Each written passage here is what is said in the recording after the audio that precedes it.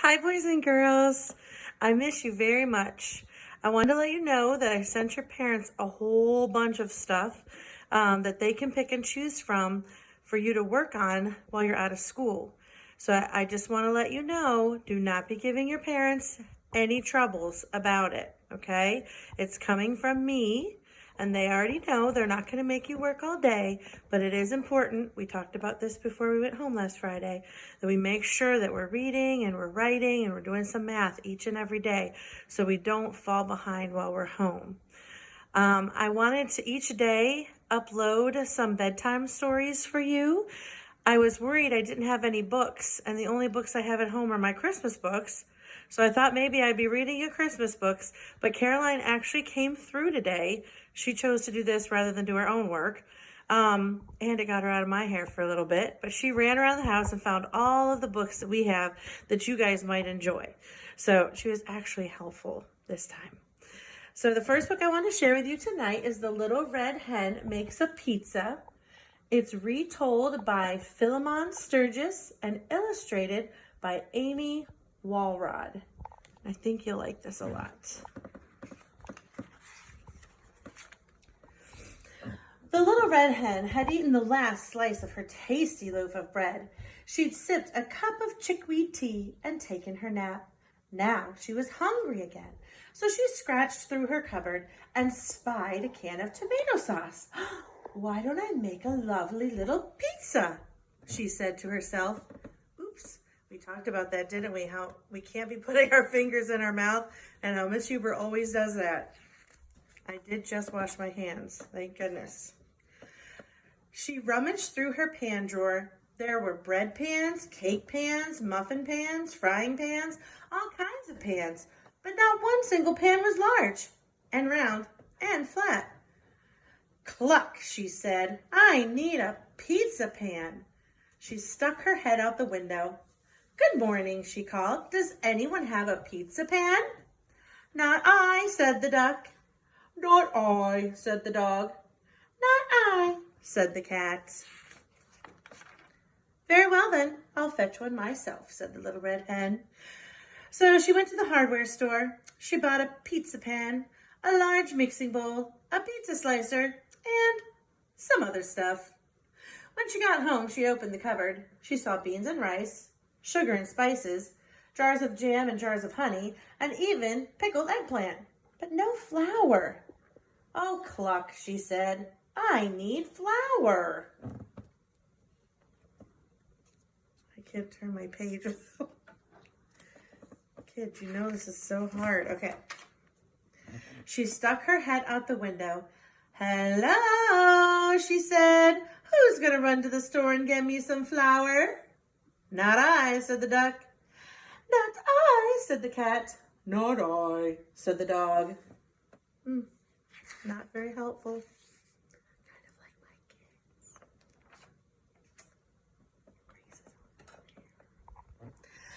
"Very well then, I'll fetch them myself," said the little red hen. So she went to the supermarket. She bought some flour, some salt, some oil, and some other stuff.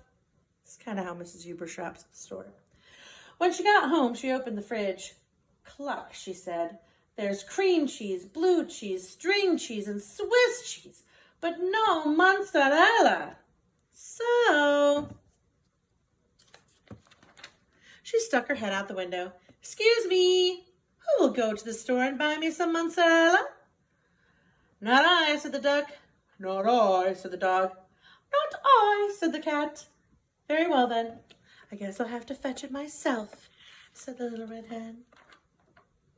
So the little red hen went to the delicatessen, and she bought some mozzarella, pepperoni and olives, mushrooms, onions and garlic, a can of 8 small anchovies, and some other stuff, but no pickled eggplant. When she got home, the little red hen put on her apron and stuck her head out the window. "Good afternoon," she said. "Who will help me with some pizza dough?" "Not I," said the duck. "Not I," said the dog. "Not I," said the cat. I feel like the cat is like Spooner. Hey, Spooner. I miss my little queen in training. "Very well then, I'll make it myself," said the little red hen. So she put the flour and some other stuff into her mixing bowl and stirred and mixed and mixed and kneaded and pounded until she had a big, giant ball of pizza dough. After the dough rose, the little red hen rolled it flat and folded it and rolled it again and spun it around her head several times. When the dough was just right, she tossed it way up in the air one last time for good luck and put it right into her pizza pan.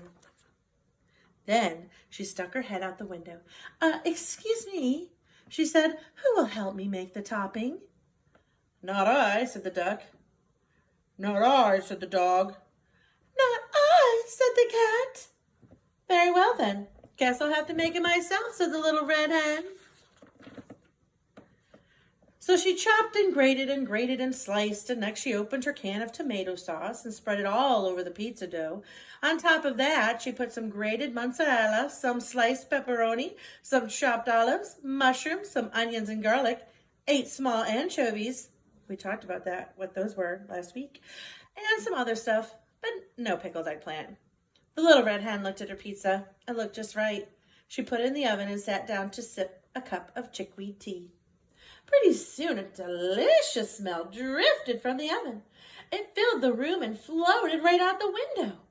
My lovely little pizza must be ready, she thought. It was lovely, but it was not little.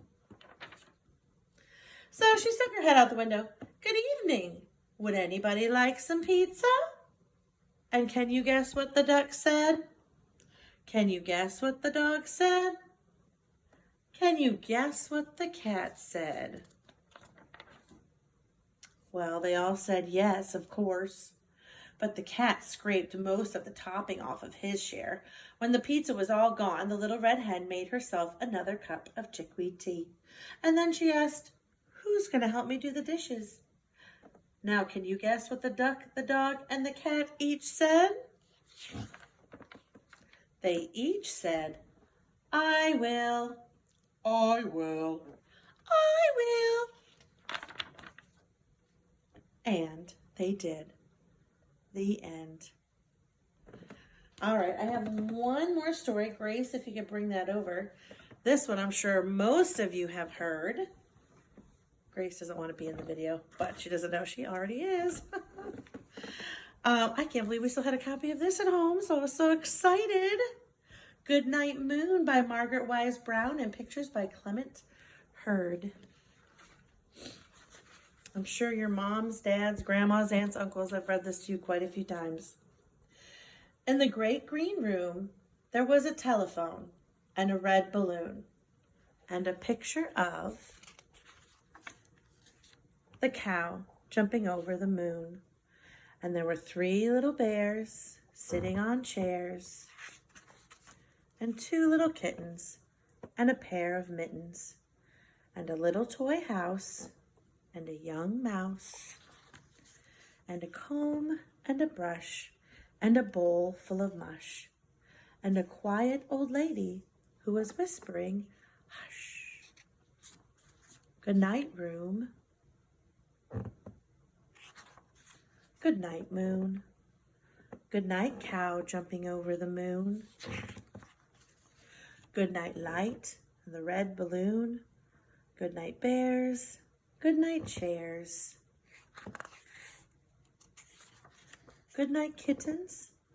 And good night, mittens. Good night, clocks. And good night, socks. Good night, little house. And good night, mouse.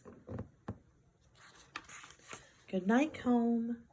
And good night, brush. Good night, nobody. Good night, mush. And good night to the old lady whispering, hush.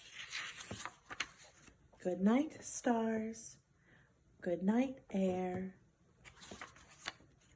Good night, noises everywhere. Well, boys and girls, I hope that you, oh, Coco is listening to the story too. I'm going to quiz him when we're done because he's not been a good boy. Sleep tight, don't let the bed bugs bite, and I will see you tomorrow. I love you all. Bye.